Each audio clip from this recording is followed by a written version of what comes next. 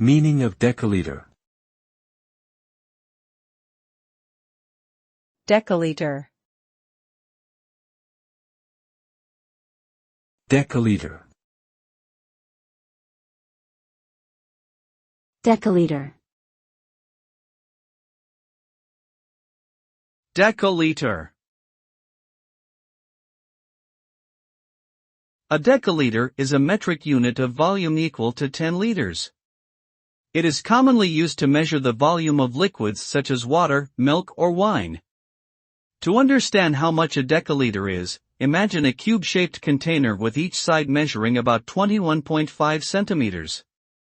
The volume of this container would be approximately 10 liters or 1 decaliter. In terms of practical use, a decaliter may be used to measure the amount of liquid needed for a recipe or to determine the amount of fuel required for a vehicle.